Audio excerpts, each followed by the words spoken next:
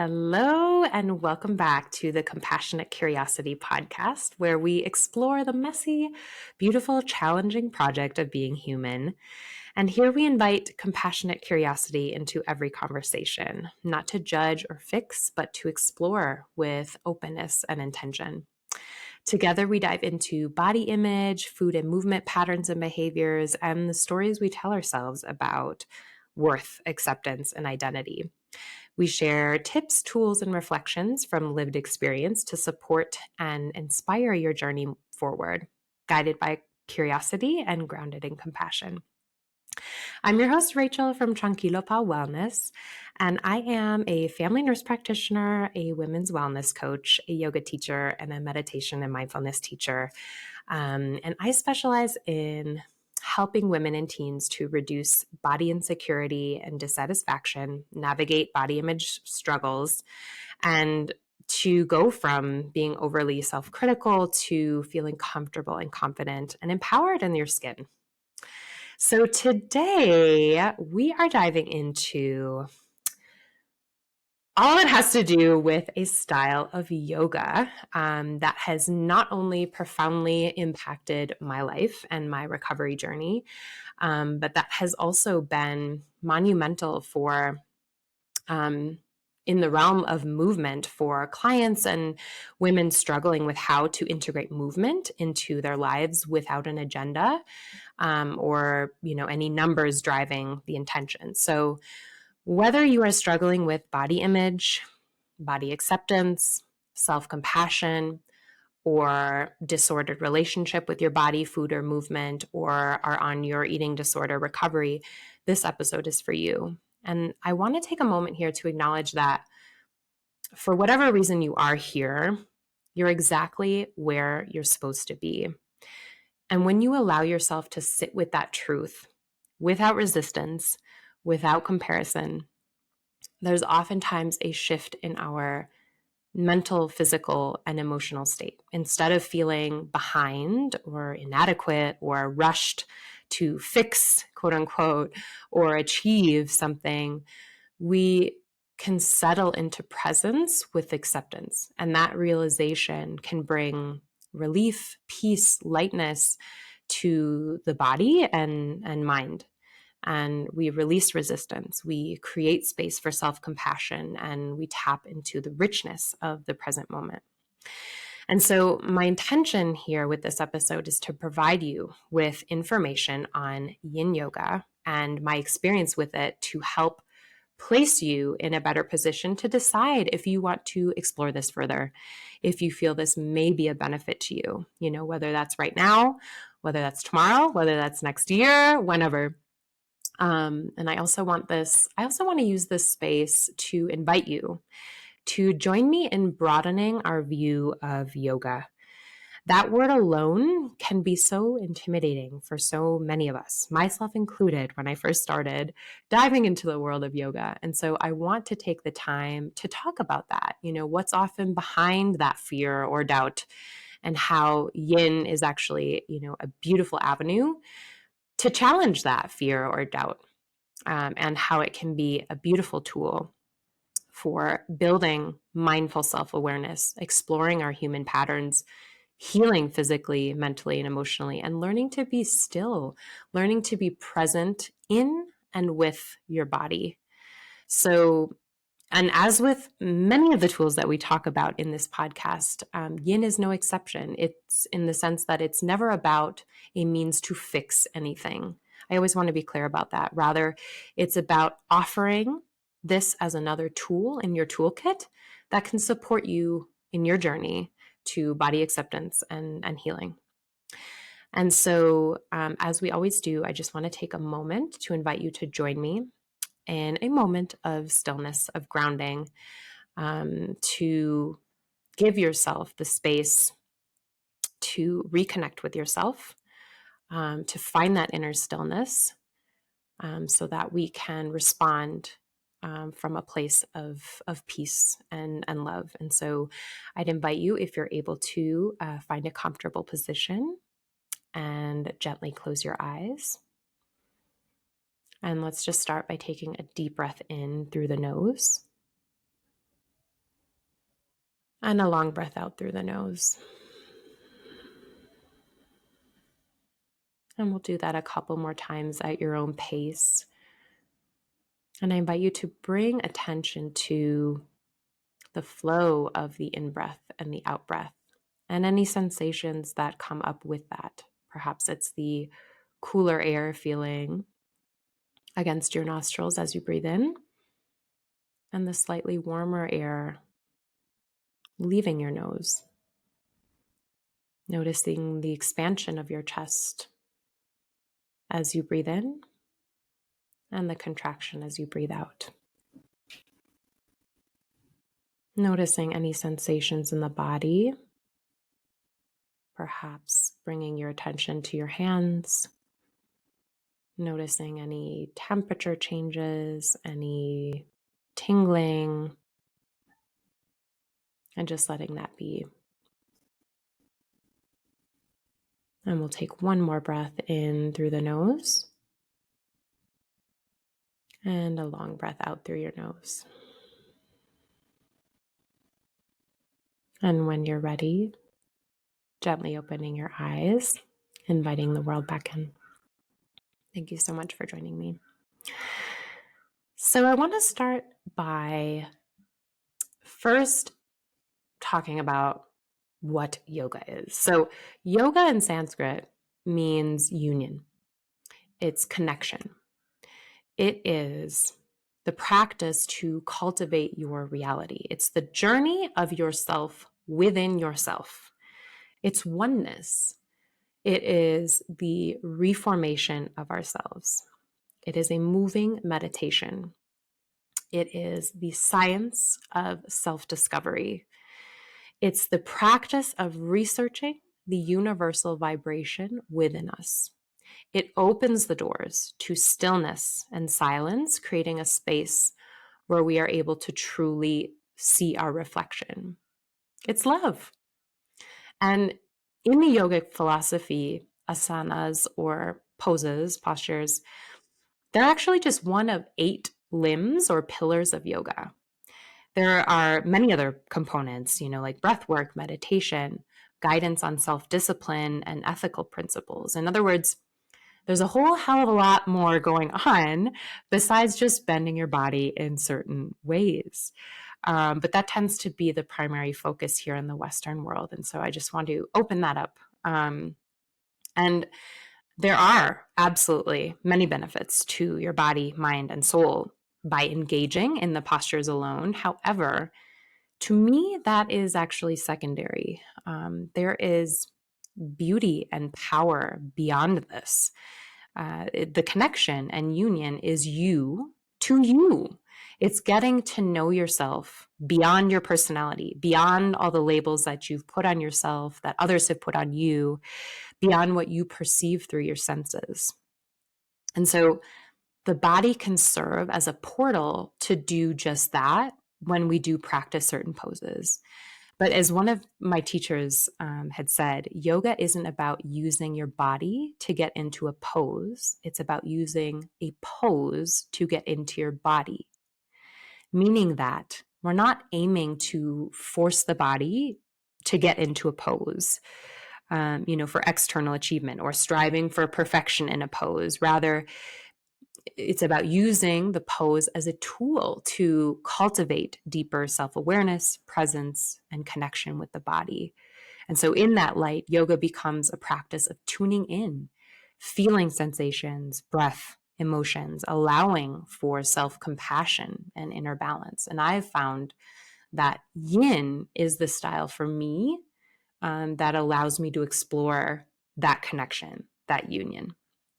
And so leading into that, I want to take a moment here to share with you a little bit about my yoga journey.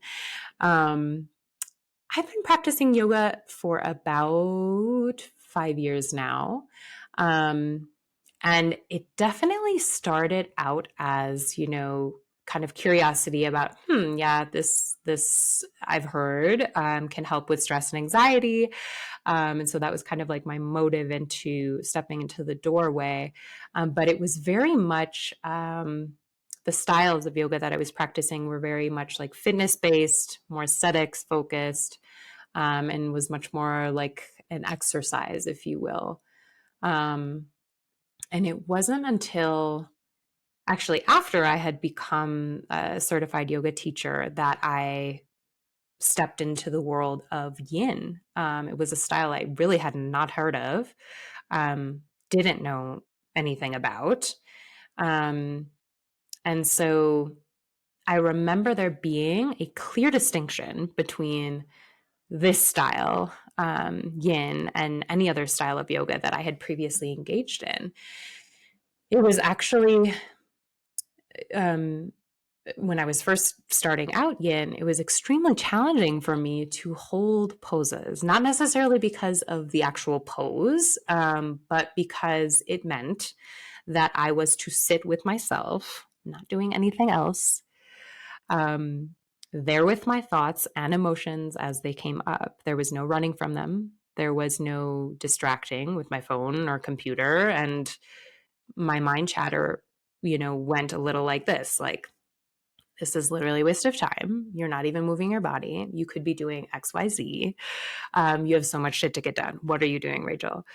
And that, of course, as we talked about earlier, thoughts always create an emotion in the body. And so that created associated emotions of anxiety, frustration, anger, guilt, which is interesting because at the time I had already been practicing formally meditation for quite some time. So I was used to having a regular practice where I sat and was still. Yet, because this had, the label of yoga attached to it, my mind connected that to what I knew about other styles of yoga that I had been doing, which were, much more like faster paced fitness style.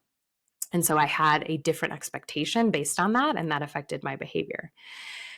But because I had been, working to build my awareness muscle, I was able to notice those thoughts, those feelings, and come back to my body and my breath and just let that experience be what it was going to be. And I remember very distinctly the very first few sessions of yin that I engaged in. They were big emotional releases for me. In fact, that's very common for me to cry at some point during a session, and this is actually quite common for a lot of people. This is likely connected to the fact that yin works on the deep fascial tissues because of the longer held poses, and this interconnectedly works on different meridians, which are channels in our bodies through which energy flows. Um, um, and with these meridians, they tend to hold energy from emotions that haven't been processed in our bodies. You know, emotions are simply patterns of energy in the body, and when we don't allow them to fully arise and pass through, um, this is when they literally get stuck in our bodies and then can manifest physically as well. So, by working on the target areas within a pose, those emotions that have been stuck have the space now to be released. And that can be via tears, sometimes laughter, sometimes it's something later in the day that comes up, sometimes it's nothing. Um, and so that's kind of how my early experience was with yin, and really inspired me to specialize in that and gain more additional training on this style because of the connection that I felt with it. And so I also want to talk about how yin has also been an integral part of my eating disorder recovery, for a few reasons. I found that it's been the space for me to be still, and to start recognizing and challenging my healthy voice versus my eating disorder voice when those thoughts do arise. It's also served as an entirely new definition of movement for me, and what that looks like when I engage in it from a point of respect and compassion for my body. Um, and it's been the avenue for me to start to give myself permission to give myself compassion. I know that when I sit down on my mat, that this is me time to work on softening my critical voice and actually bringing kindness to it and gratitude to it, because that voice always serves as an invitation to check in with myself. What do I need right now? What's actually going on, Rachel? You know, without the dark, we can't see the light. Both are absolutely critical in our lives, in our journey, in our healing journey. And so that also has become the motive behind also integrating yin into my coaching programs as well when I work one-on-one with clients, because of its potential and power. And they are always, these sessions are always beginner friendly. So even if you haven't done a single day of yoga in your life, it is a space for you. So now I want to transition into, okay, how is yin different than other styles?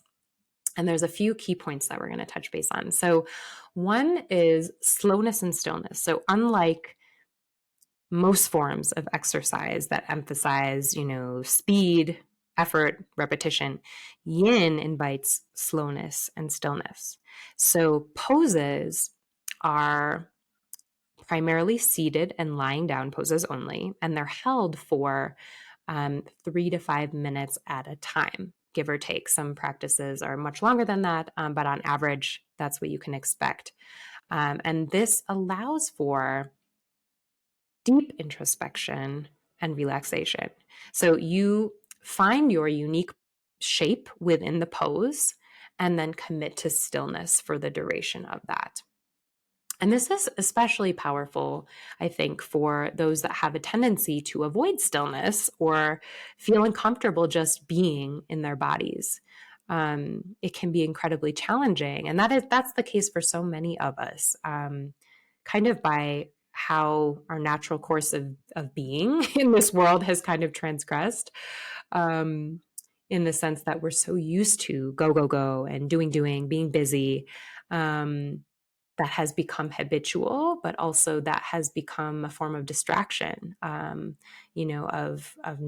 intentionally not creating space to just sit and be,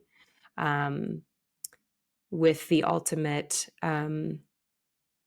situation of having to sit and be with possibly uncomfortable emotions that come up, thoughts that come up. So it creates a very intentional space for that. Yin is also a non-performative practice. So, you think about many traditional fitness and even some yoga practices, yoga styles like Ashtanga, for example, that focus on aesthetics. In other words, what the body looks like in a pose. Yin is about feeling. It's about surrendering. It's not about performing. There's no ideal shape or alignment. Every person's expression of the pose is unique. And that is going to vary even from day to day, being the same person, meeting your body where it's at in that moment. And so yin removes the pressure to quote unquote do it right, and replaces it with an opportunity to explore what feels right, and giving yourself the permission to literally sit in that. Yin also allows for a deep connection to the body. So it encourages you to pay attention to bodily sensations, emotions, thoughts that arise, and being the witness to those. And that creates a space for detachment. When you are in that observer, when you're in that witness mode, you recognize that you are not actually that thought. You are not that emotion. You're not your body. You're experiencing all of this, absolutely. But because of that detachment, because of that distinction and that separation, there's a sense of peace and there's a sense of calm that comes along with that. We give ourselves the space to respond to life instead of reacting on autopilot from that identification with a thought or emotion. And so this process fosters a relationship with the body that's based on curiosity rather than control. And by spending time in stillness, you learn to listen rather than force, something that is what I believe to be crucial for healing a disempowering relationship with your body or a disordered relationship with movement. And yin also regulates the nervous system. So yin activates the parasympathetic nervous system in a few different ways. So through the longer held poses, this helps release tension, signaling to the brain that there's no immediate threat, that the body is safe, and the body only heals when it feels safe. And so that is a beautiful starting foundational point.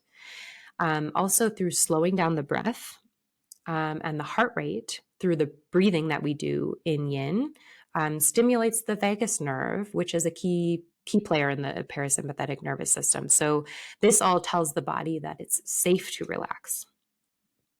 It also reduces overstimulation by removing stimulation and stressors like phones, emails, social media. You're not in that space, right? And stillness also lowers cortisol, our stress hormone, and it enhances the restorative processes in the body. And also by removing the effort, the competitive, the performance aspect, we teach the body that it doesn't need to be on high alert also in this space.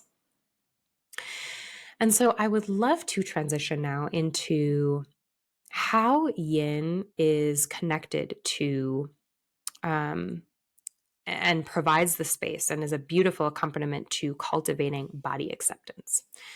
So this is for a few different reasons. So one, yin helps us break the cycle of body punishment. So many folks approach movement with the mindset of fixing or changing their body. Yin offers movement as a form of self-care, not self-correction. It teaches that your body doesn't need to be punished or changed to be worthy of care. It also, because of the power of stillness,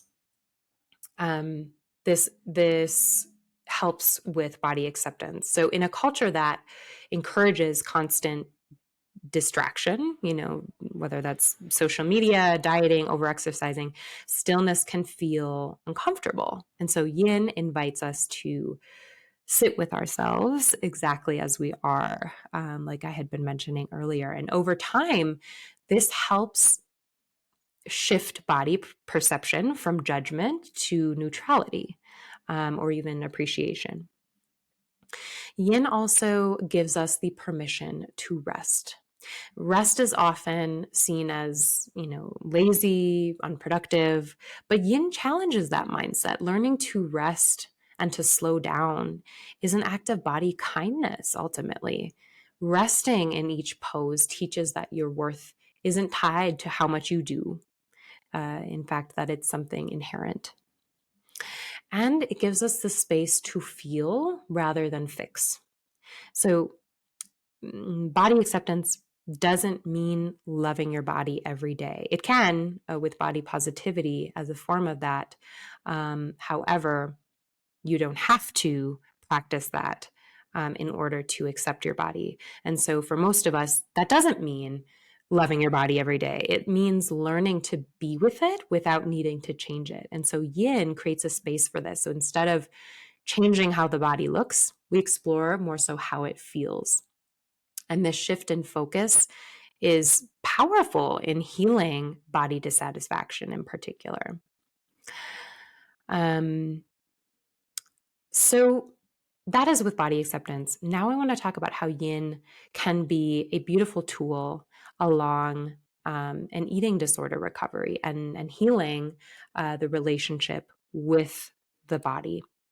So one is moving away from exercise as a means to control. So many people with a history of disordered eating have a very complicated relationship with movement, often using it as a tool to compensate for food intake or control body shape.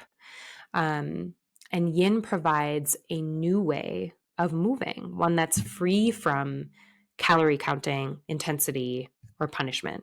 It teaches that movement can be gentle, nurturing, and a way to reconnect rather than disconnect.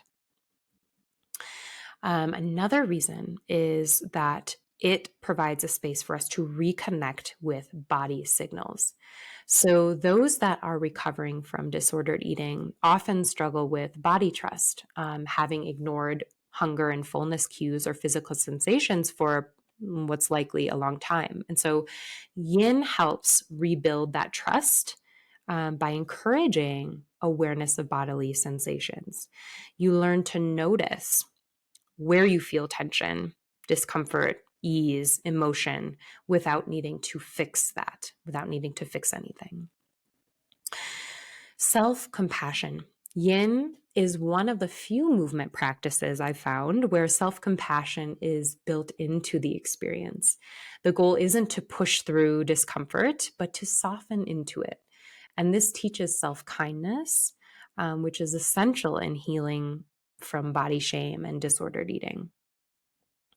And ultimately, or lastly, if this helps us to detach from appearance focused movement.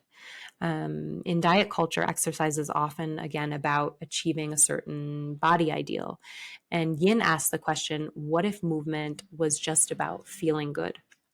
And this shift in mindset can be profound for those trying to unlearn harmful beliefs around movement. So, as we wrap up here, if you are thinking now, wow, this sounds interesting, and I'm interested. I want to see how I can incorporate yin into my life. Or I'm curious about exploring it. Um, I do offer one-on-one guided yin sessions, and also I am happy to hop on a call if you have any questions or concerns or anything that you have related to yoga. Um, I find that's really helpful for a lot of folks to have that conversation beforehand. That can help kind of ease those doubts, fears, especially if you're just starting out. And so I would encourage you. I will put some contact information in the show notes for you to connect with me if that's something that you're interested in. Um, and and also, I want to talk about a few ways that we can gently bring yin into your life in a way that feels natural and supportive if this is resonating with you. And also, on that note, rather than thinking of yin as something you need to add to your routine, think about it as a way to create pockets of stillness where you can simply be with yourself. So, step number one would be to let your body lead. Check in with your body. And ask yourself, what does my body need today? What does it need right now? And let your body's response guide you. Maybe that's a single pose before bed. Maybe that's 5 minutes of stillness after a really long day. Find micro movements of yin. So yin doesn't have to be a full session where you sit down for a half an hour. It can be woven into your day, just a single pose. Because a single pose practiced with presence can be more transformative than an hour of distracted movement, for example. And so this could be sitting quietly in butterfly pose while sipping tea. This could be taking 3 deep breaths in child's pose during a stressful moment. These small moments remind your nervous system that rest is available to you at any time. There's no expectations, right? You can choose a pose, get into it, set a timer, and just be. There's no goal here. Just a few moments of softening, of surrender, of noticing. And whether you stay for 1 breath or 5 minutes, the practice is still doing its work. And so, as a final invitation, you don't have to force yin into your life. Instead, allow it to find its way naturally into yours through moments of stillness, through the breath, through the willingness to pause and soften. And so if you're curious, just try one pose today. No pressure, no expectations, just an experiment in listening. See how it feels. Again, yin isn't about fixing the body, it's about learning to be with it in a new way. And so I invite you to explore it with curiosity and without pressure. And yin is always there when you need it. All you have to do is begin. And so, until next time, may you know you are not alone. I am here with you. May you be guided by curiosity and grounded in compassion. Sending you love, light, and gratitude today and always.